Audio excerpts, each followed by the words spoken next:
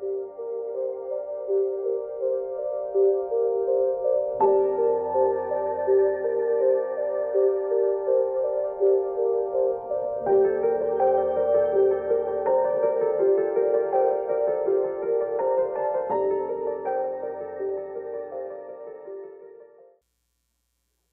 evening, everybody, and welcome to the Italian Cultural Institute. Tonight we have a book presentation, and before leave the floor to our guest, I just want to say a few words. Alain Elkann is a man who wears many hats: a writer, a journalist, the president of FIAC, a non-profit organization that promotes Italian art in the US, and we did some exhibition together here at the Institute, a father, a grandfather, and for me, a friend. If someone asks me which is the most important peculiarity he has, the quality that I appreciate the most,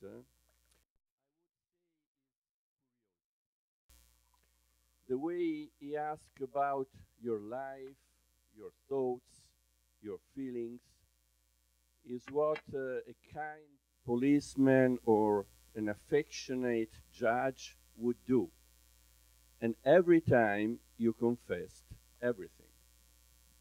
Every time I spoke with him, I tell him a lot of things that I don't say to other people. As you could understand, curiosity is very useful for a writer and for a journalist, and doubtless for an interviewer. Many people think that for a good interview, it's very important to be aggressive. Interview is shoulders against the wall, as we say in Italy. I don't think so. I think that the best interviewer is the one who put the people at their ease, because in the end, they will tell more than if they are defensive.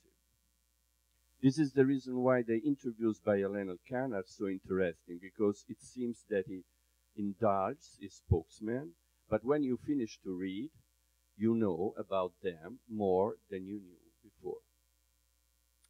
Alain Elkann will discuss the book with Diane from Furstenberg and John Micklethwait before signing copies at the end of the event. Diane from Furstenberg entered the world of American fashion in the 70s when she arrived in New York from Europe with a suitcase full of Italian jersey dresses she had designed. Today, DVF is a global luxury fashion brand.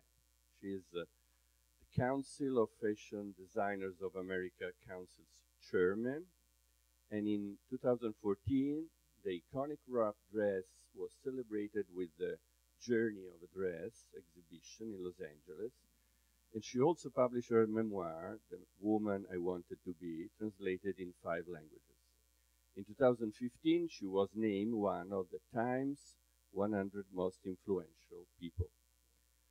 John Micklethwait is the editor-in-chief of Bloomberg, where he oversees editorial content across all Bloomberg platforms, as well as its research services.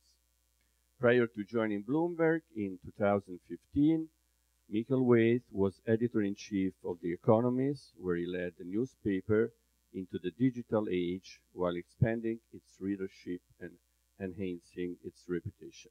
He is the co-author of 6 books, most recently The Fourth Revolution, The Global Race to Reinvent the State. In 2010, Micklethwait was named editor's editor by the British Society of Magazine Editors. Please welcome our guest.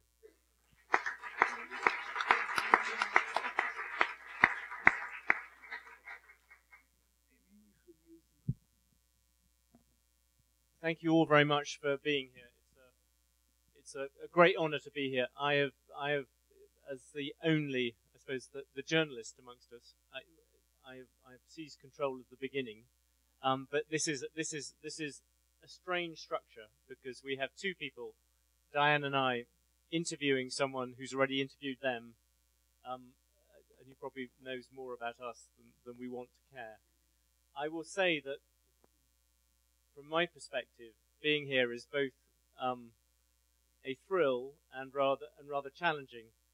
It's a thrill because actually, firstly, very much as described, being interviewed by Alain is a strange experience where you end up being interviewed when you never entirely intended to be in the first place. And when you do, you discover this small portrait, which I'll come on to asking you about.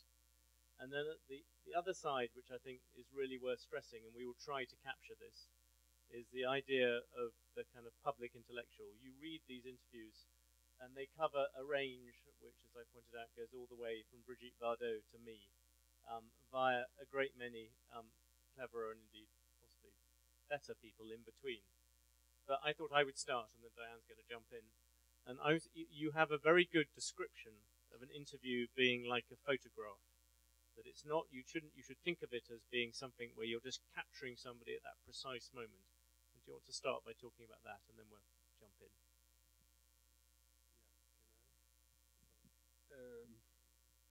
Yes, an interview is a moment in a person's life, right? So you interview Diane today at 7 o'clock, and she's going to say what she wants now, right? And then the interview is also like a short story. It has a beginning and it has to have a beginning and an end. It's a short story. And I always advise people, I don't advise, but I hope that people know that they cannot say everything in an interview. People tend to want to tell you, oh, I forgot to tell you this, you know, or maybe I should add this. No, it's better to focus in one or two main subjects, you know, and then it has the tension of a short story. And as Giorgio said before, and I finish, my job is, I want to say that I am fascinated by what in French is called le métier, you know, the work of people. It's my main, the craft. That's my main interest. So if I interview you as a journalist, as I did, I want to know what you think. And people who read the interview, they want to know what you think, not what I think, because the photograph is of you, not of me. So I let you talk, and you are responsible of what you say, you know, and therefore I don't have to kill you in the interview to try to dig and find the ugly thing. I ask you a question and you answer, and I try to be not to be the protagonist, you know. And even in this book, I believe I am not the protagonist. I am the man, the puppet, you know, and then you are all the protagonists. That's what I want. I want to know what Diane does, not what I do, because she's the person I interview. I want to know what you do. So I think what I think is very interesting about this book is because, and I can say that because I have known Alain for 30, many years. And he is, before anything else, he's a novelist. So in Europe, to be a novelist, certainly in France, if you are a novelist, it's a big deal. I mean, to write a novel. So these interviews are about characters. And so the way he actually asked the question, it's a storytelling. It's like, that he has, that actually when he went to do the interview, he does have some preconceived idea about the person, and that's why he chose to interview the person. But what I like about it, it's like the book of interviews is about characters, all these different characters who speak their own words, And therefore, it's like every interview is like a short story. So I think that's, I mean, if I were to sell this book, that's how I would sell it. Like a short story book. Yeah, because it's the characters, you know, and they go from, you know, Alberto Moravia to Brigitte Bardot to Marcello Mastroianni. She's right, because I became a writer, you know, being a short story writer. I love to write short stories, and I still like it, because they are, a short story is like a watercolor. You have to write it fast, otherwise it doesn't work. Like you catch, you capture a picture. And the same is the interview. When the interview is too long, it's repetitive and boring. You know, I mean, it becomes, because you have less attention, less concentration. And it's also very intimate. An interview, you know, actually this book, you have a short moment of deep intimacy with these characters, and that's what's interesting. Very different, just for some of you, I think, tediously have to sit through this. Today I interviewed Erdogan, the head of Turkey, entirely as a news interview. It's completely different to this. It's where you're sitting. What did he say? I asked him about his affection for journalists, of which he has 177 locked up, and he assured me they were all terrorists. But that is another thing. But there is a big difference between that sort of interview and the sort of ones you do here. These are more like fiction, and they are not driven by a desire to get news. They're a desire to get to something deeper within that. Yeah, but as I said at the beginning, you know, if you read this book, you enter in the private, there's no gossip, sadly, you know. I mean, you can find now some. Now is the time in this small not much gossip. The gossip is in the backstage. But this is another story. We'll tell you another time. You know, there is gossip, but not in what I'm looking for. I'm trying to, you know, to ask to a person what he does, and I make a special mention in this book. You know, we have very famous people like Diane or other unique people. You know, you'll find probably one of the last interviews with Gianni Versace, or you have interview with Monica Vitti, or you have interview with the poet Brodsky, or, you know, people who, you know, that one with Brodsky is very particularly difficult. good. But the one with Brodsky would be a short story in itself, the way it happened, you know. I was bored in a hotel in Rome. I was living in a hotel in Rome called Locarno, which is a very shabby but mythical hotel for artists and things. And it was Sunday afternoon, and when the weather is not good in Rome, it's much more gloomy than any other city in the world, because it's a city made for sunshine. Sunday afternoon, 4 o'clock, the worst hour. And the day porter was Ezio, you know, because I lived there, so I knew them all very well. And so I arrived in the hotel and said, you know, I have to make an interview. You are really no one here. You know, what do I do in this hotel? There's never someone one can meet. And he, annoyed, had a nasal voice, said, you know, at the room 16, I think there is a poet. And I said, who is he? He said, I don't know. And he put Brodsky. But it's very funny. So I called Did he have a Nobel Prize? Yeah. I called the editor of La Stampa, Ezio Mauro, at the time. I said, Ezio, can I do an interview with Brodsky? He said, yes. Everything on Russia and foreign politics of Russia, you know, and very like this. Then he calls me back after 2 minutes and he said, no, everything on the Jewish side and blah, blah, blah. Okay, I said, okay. And I called and I said, good morning, good afternoon, Mr. Brodsky, and, you know, would you like to have an interview with me? He said, impossible. I'm too busy. I have no time. But if you want, we can do it in 15 minutes. So I said, okay. And so we went down to the bar. We made the interview. We became sort of friendly and said, you know, in this hotel there's no typewriter. I don't know how to do it. And I said, and I don't even have a desk in my room.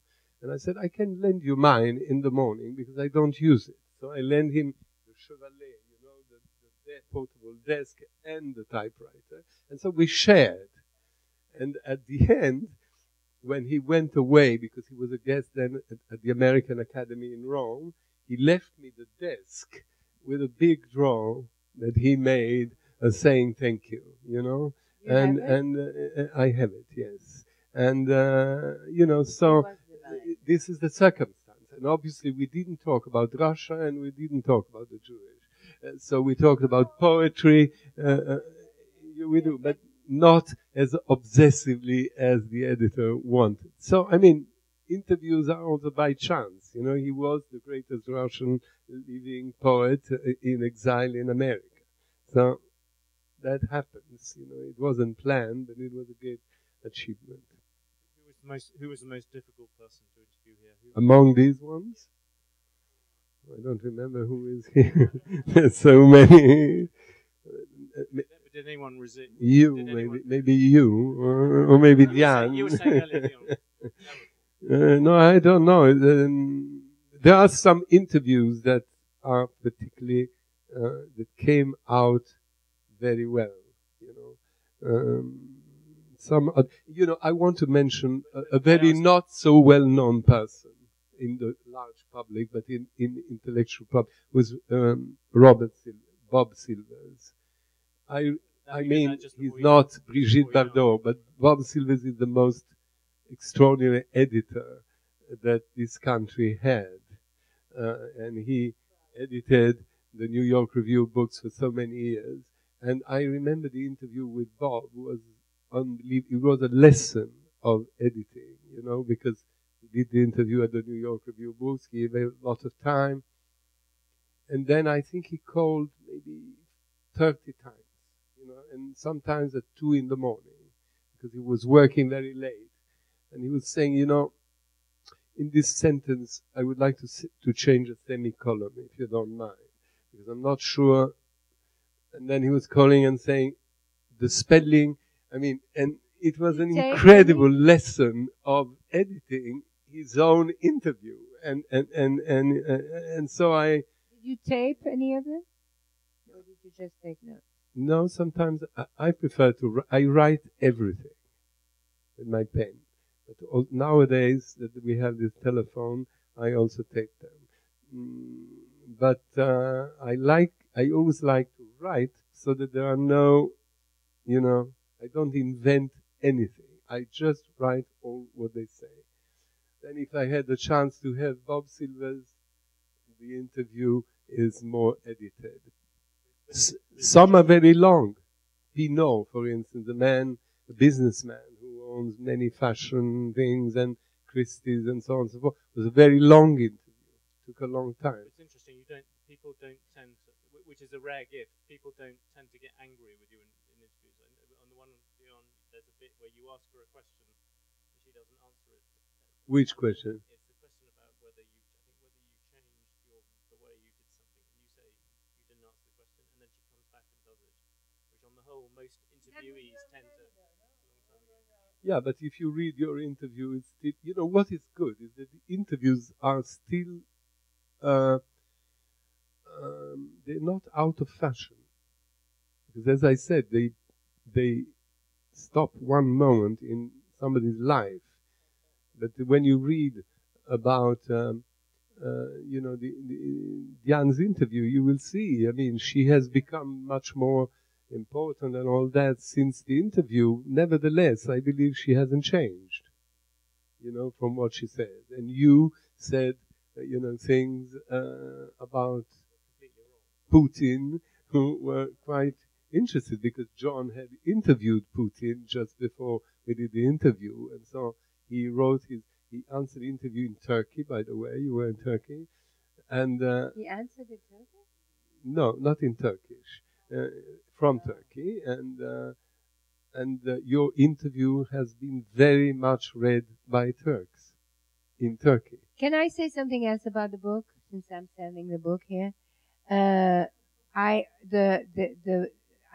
book is beautifully designed, and all this calligram are beautiful. They use words like Apollinaire, and the the book is actually it's a wonderful book to give because I don't know, it just is, and it's also a beautiful book, and you can open it anywhere you want and have one little story and then close it.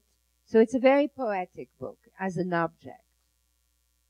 If you want a comparison about what it's like, you might. If you want a comparison about what it's like, it's a tiny bit like reading the obituaries page in The Economist, where you discover an entire life in a matter of a very, very short time. No, but it's a very poetic book, and that's why it's a book of interviews that is written by a novelist, which is very different than just I don't know. It's so congratulations, you made a wonderful book. No, thank you very much.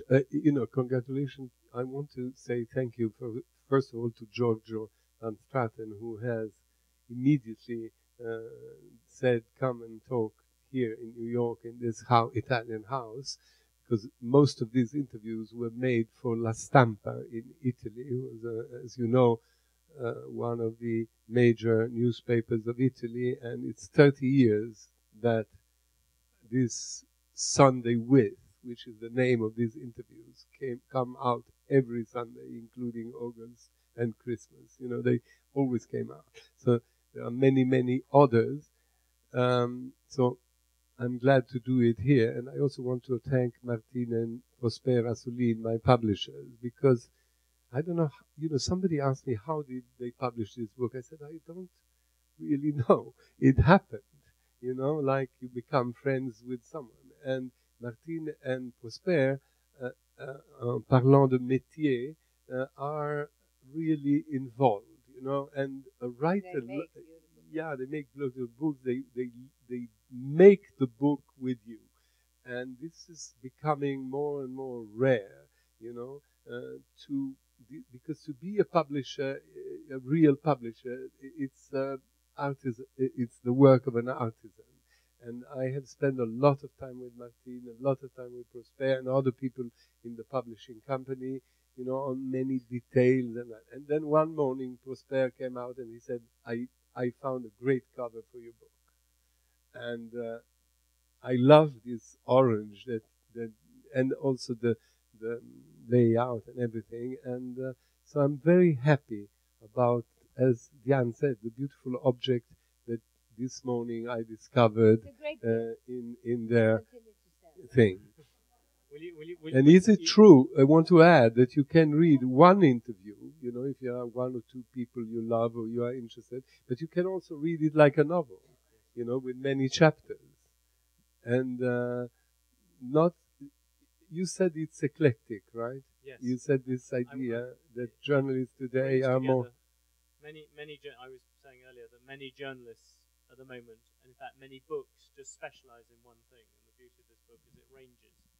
And I wondered whether you thought that there weren't enough people now who did that, whether to the extent that this is, and this is not meant to load it too much, but it is a kind of public intellectual book, is that there aren't many people now who try and cast their net so wide. You could imagine a book on interviews in the fashion industry, interviews in art, but one which jumps, as I said, all the way from one end to the other. Do you think the world has changed against that, especially in this country?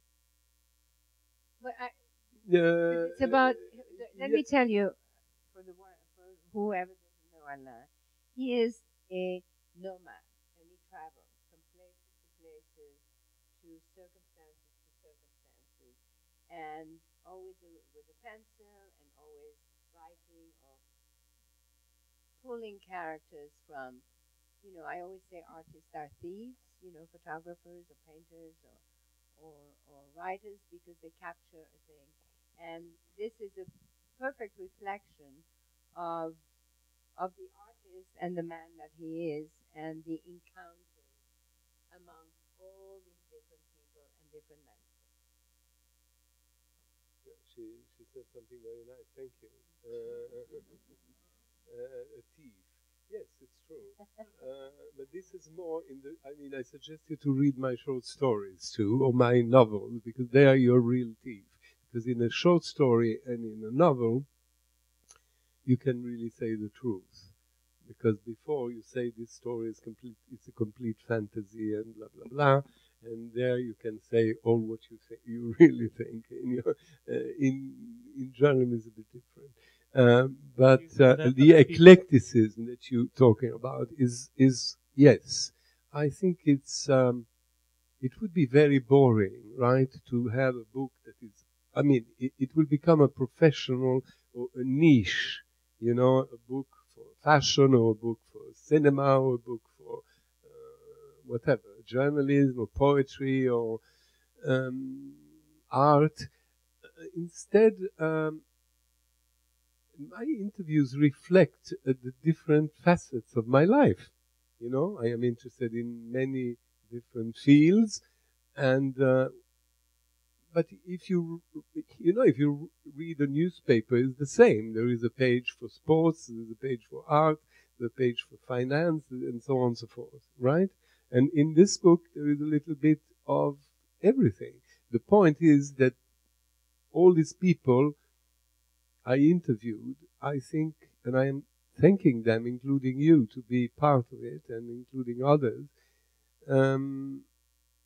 They're wonderful people, you know. I mean, they are all people who have a story, who have something to say, who did something, you know. I mean, in order to be interviewed, you don't have to be very famous, but you have to be good. You have to be devoted to your craft, to your work, as much as the Assoulines are, you know. I mean, not here to say, but, you know, to the job. And that's what I like.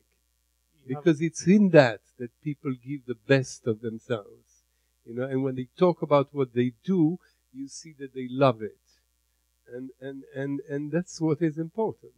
And if they don't love it, the interview is bad, and the result is bad, and the reader will be bored.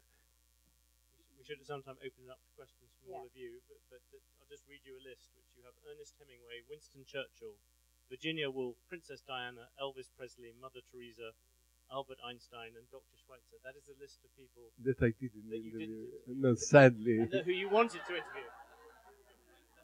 Will you give us a detail of one of them? Which out of those ones would particularly? I forgot Lawrence of Arabia, maybe, you know.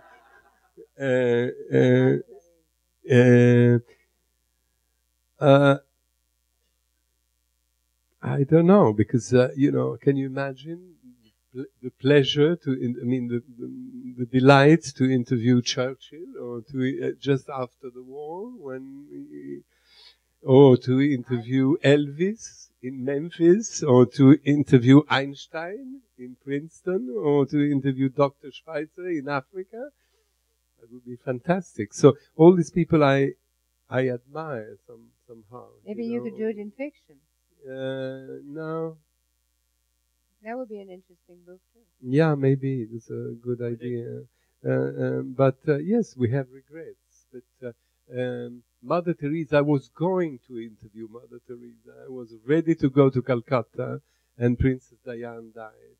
And as I was a journalist at the time in television, there was a special on Princess Diane, and the editor of the television said, "You have to run the special." So I had to stay in Rome. I couldn't go, and Mother Teresa died. And I knew it, that she was going to die, you know, so I felt I have to go to it, and I didn't. She's the one I could have interviewed, but I lost it. And sometimes you lose opportunities, you know, as much as you have things that come to you, but sometimes they don't come. We will throw it open to all of you in the audience to ask questions. I will merely to end this bit by pointing out that what Alain said just then about he loves people who love things, you can sense, I think, a little bit by the way he described his joy in doing it, how that translates. But these are lessons to me, you know. I mean, what is nice to be an interviewer is that you don't teach, but you learn. So every week I have the privilege to learn from people who did exceptional things, you know, and to make a living with that, I think it's really a privilege, you know, and so yes, these people teach. They're not boring. I think you can read them and have fun or find things, but every one of them is teaching something. Should we throw the And how much important it is to learn. Question?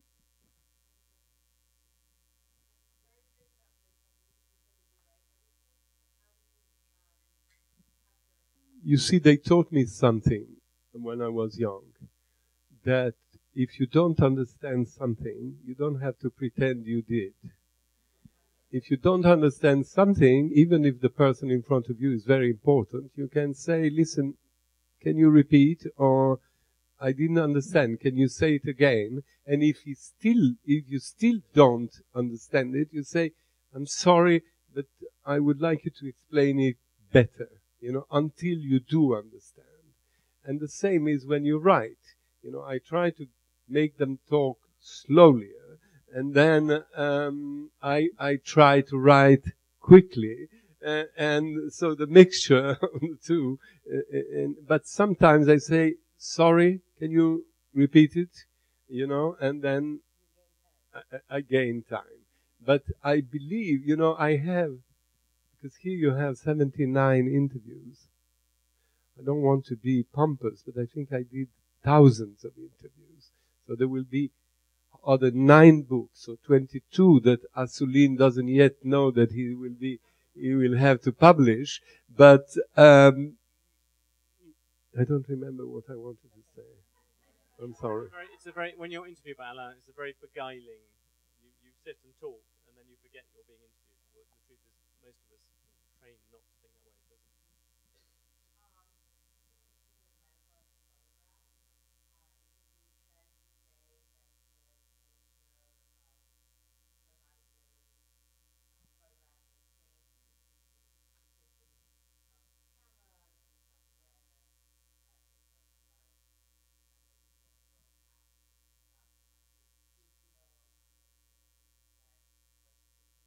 Can you repeat, please?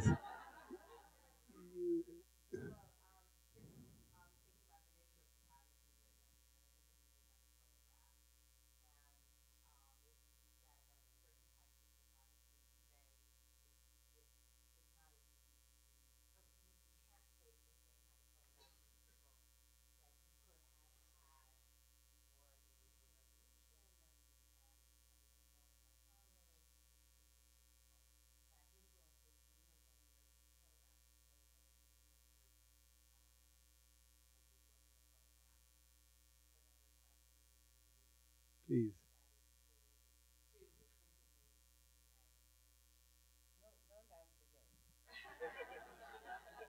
Interviews haven't changed. Now, you can do them taping, you can do it with television, you can do them in many ways, but it's always the same thing.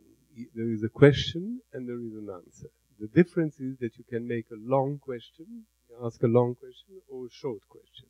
I prefer short questions to long questions, and I don't like very, very long answers either, right? So, because, as Diane said, it's true that it's a short story, but what is very important in a short story or in a novel is the rhythm, is the music. There must be a music, right? So the reader can never be bored, because if he has a feeling that it's boring or repetitive, he won't read all the interview. So you have to have a rhythm. And this hasn't changed, I think. Actually, I'm going to disagree with you. I think if you look at interviews generally, they have changed. They have changed, and one reason why this book stands out is, with a few exceptions, we talked about Charlie Rose upstairs, virtually all interviews now are very, very quick. And you look at the whole business of politics, for instance, that very few people are given much chance to speak at all. You let people speak, and that is a rarity at the moment. I just want to say something that I didn't. I'm sorry to say that, but I believe that the interview is an art as much as a short story or a novel or a poem. And my teacher for interviews was the Paris Review. You know, there were these wonderful interviews called Writers at Work that still exist in the Paris Review. And Bob Silvers was at the beginning the Paris Review editor.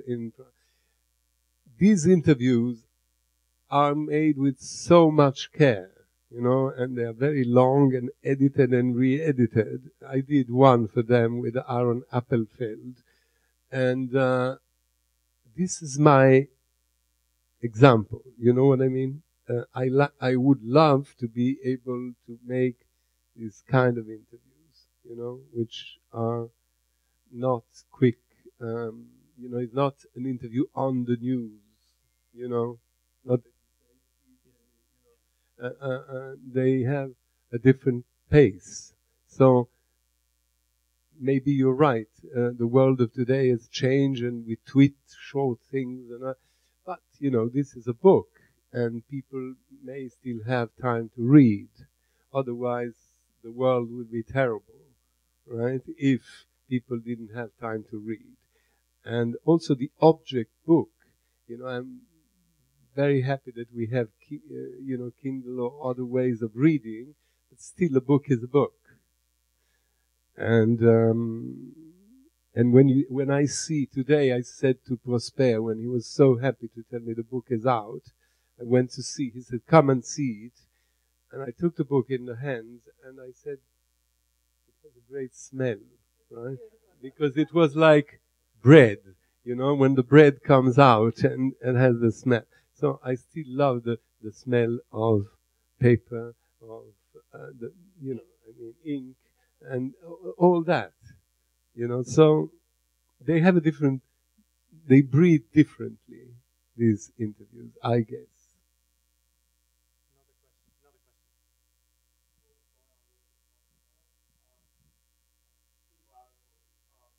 Yeah.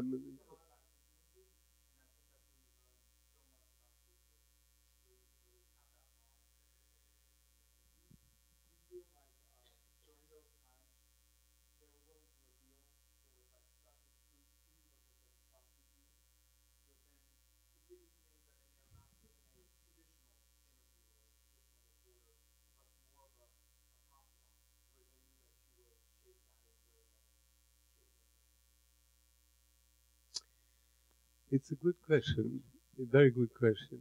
I always try to get the best out of someone, right?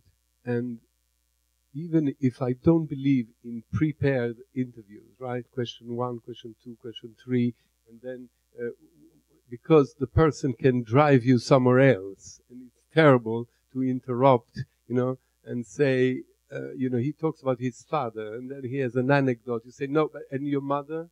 You know, I mean, let him talk, right? And so you have to follow the person that you interview. This is something very important. But you know, you're not to prepare. Nevertheless, you have to know some things about this person that he doesn't know you know, and that many other people don't. And the real thing in any job is not the stage, but it's the backstage, right? If you know that someone has a little, you know, thing that he likes and that not everybody knows, then you start immediately asking him that. And then he will be surprised for 2 reasons. Because he will think that you care about him, that you really prepared yourself. And that secondly, as it is the thing he likes, he will have pleasure to talk about that, right?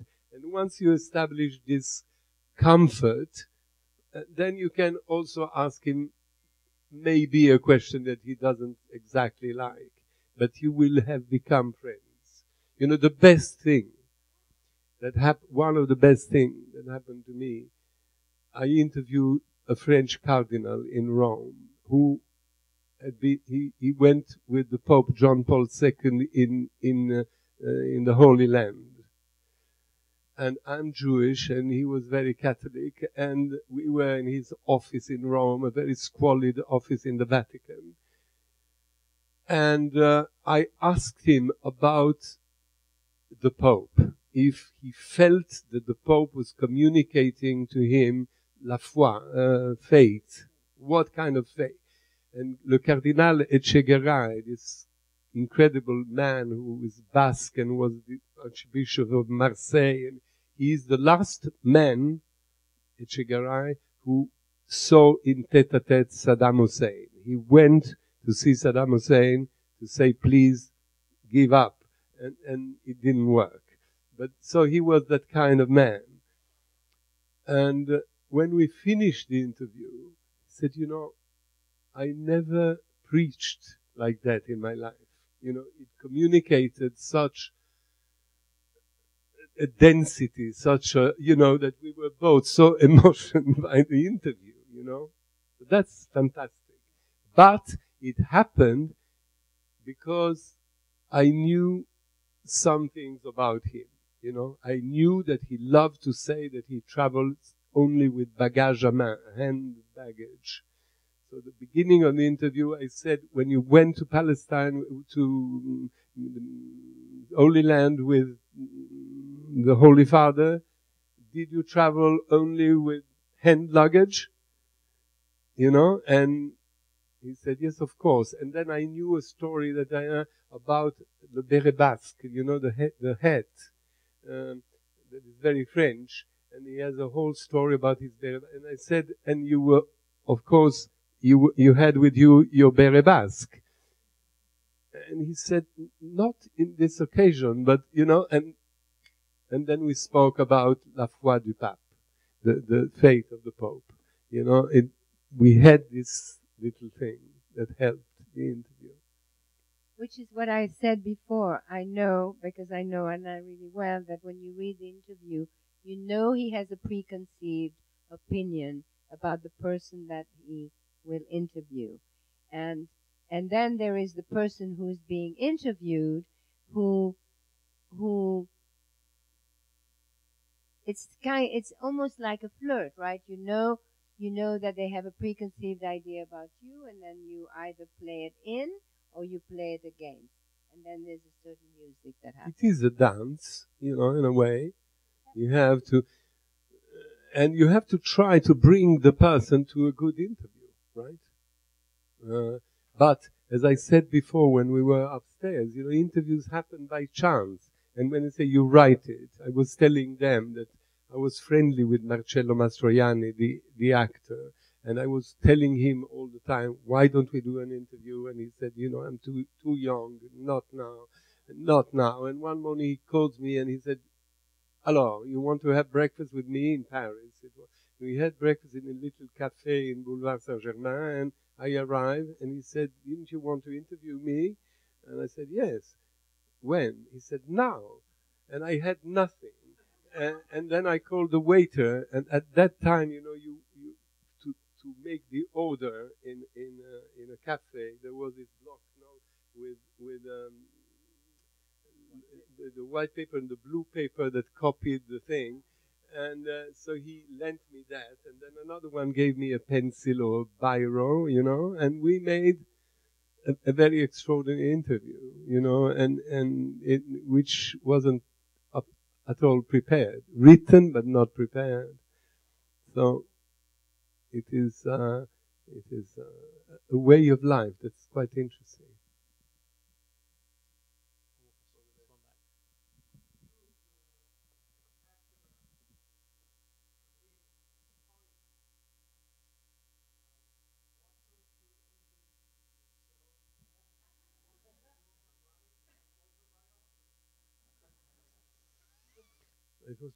To interview myself would be terribly boring, you know, because I live already with myself all the time. So if I had to interview myself, you know, it would be.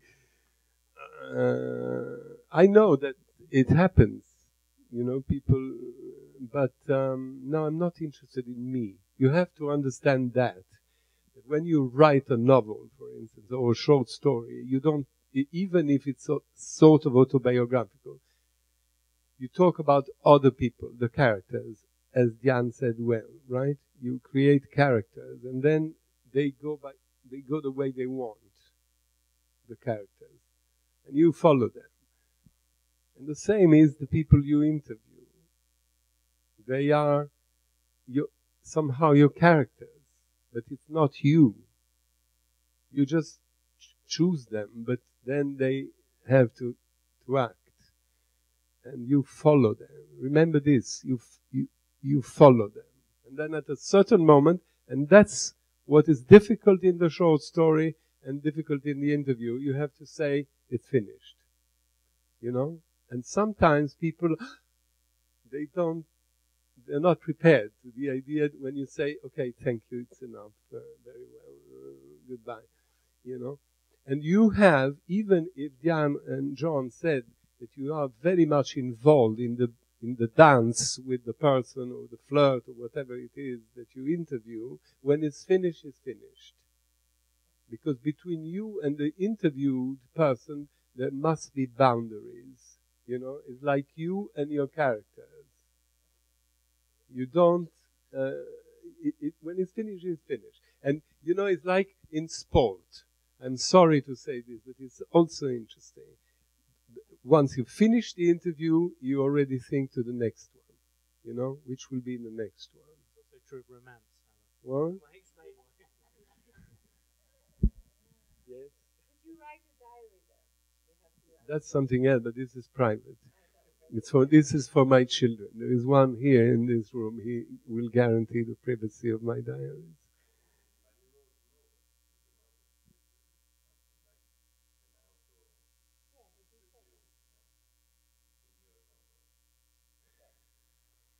Read them. Buy them. Yes.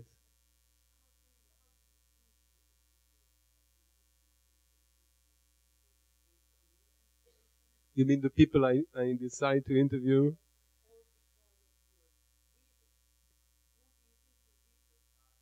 I love my readers. Most of, my readers are essential. Because it's not true that you write books for yourself. You write alone, but then you write them for the others. So the readers are very important. And that's why I said that I like very simple writing, to simplify the writing, because I would like that everybody can understand what I say. And the most difficult thing is to explain a complicated thing in a simple way. This is very difficult. To reach simplicity is the most complicated thing, and the Italian language is more complicated than the English language to achieve that, because your language is the best language that I know, and probably others, for this kind of simplicity, and this is something I learned from Raymond Carver, for instance, the minimalist writer, the kind of simple writing. And did I answer the question or not entirely? Whom? By the people I interview? Inspired in what sense?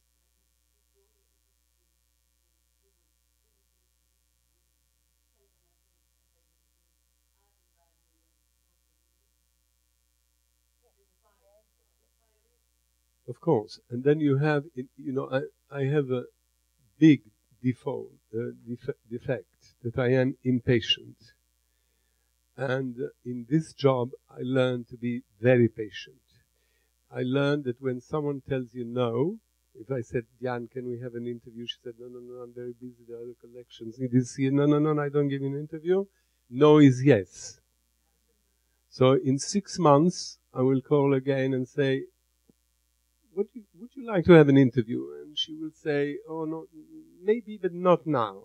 You have to be patient. But after people come, sometimes it takes a very long time to interview a person, because, circumstances. But if you like someone and you decide this one you would like to interview, you have to pursue. You have to be patient and try again. And also, you don't have to be shy to ask, because the worst thing that can happen is that they say no. And then you meet, what is interesting is the human experience, because people are not all the same, right? Not even, Not only because one is an architect and another one is a poet or a politician, but they are not the same. So some people are very pompous, other people are very humble. You don't have to judge them. You have to bring home the interview. So you go there and you're not there to judge them. You know, you get to listen. Some, they give a lot of importance, and others don't. Some want to read again the interview, say, please, can I read it again, because in case. Others don't care. They say, no, you want to read it? No, it's okay like that. You know, and there you learn also who the people are, what kind of human beings they are, not only what kind of job they do. But you don't have to judge. Because sometimes, as Diane said, a very antipathetic person becomes a great interview. You know, and somebody who's totally unfriendly at the beginning becomes your best friend. And somebody who's very friendly with you becomes dull. You know, there is no one rule. Part of our role here is to force you all, even with pretty repetitive, you must buy this book, which I totally share, is that we must force you all to buy it. But before that, maybe have one last question.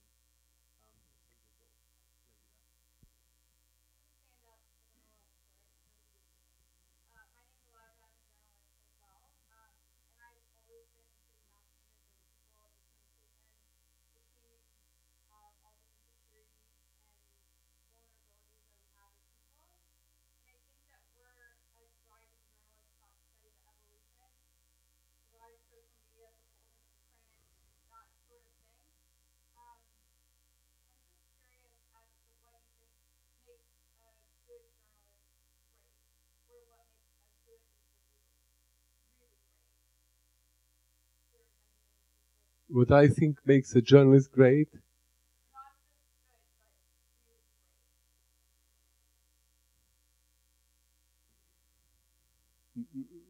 You know, there are many elements. One is luck. You know, you have to be lucky to be in the right place at the right time and to find the right person or the right thing. Another one is talent. You know, not everybody has. And the most important is work. There is a famous French writer called Gustave Flaubert who says the talent, le talent, is to work every day. C'est travailler tous les jours. And so you have to work. But you never have to give the impression that you work.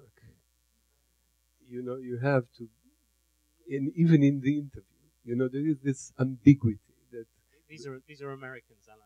That's never going to work. You know. They have to look as if they're working. No, I don't say that you don't have to look at them working, but you don't have to show the effort. And the same is in the page you write. The reader doesn't have to make an effort when he reads. Because if he makes an effort, is an obstacle. It's something that is dangerous because he can close the page, right? So you have to be sure that the page is clear. So that's, you know, so it's a combination of elements. And there's no much difference between a journalist or an interviewer. It's just a different kind, you know. There is a reporter who gives news, another one who writes an opinion, a third one who makes an interview. But ultimately, they have to be understood by the people who read them or who listen to them. And I think you have, you know, the difference between being good and great is if the reader is moved, if you reach the emotion. And I think that's the difference between being good and great. Yeah, but you understand it, you know, talent is something, but there's no talent without work, you know, I believe. And the work is not just 2 days a week. The work is all the time. You know, even the interviews or the writing is all the time. No Sundays, no Christmas. It doesn't mean that you write all the time, but your mind works on that all the time. You're welcome. This was the last. Now, I think we should let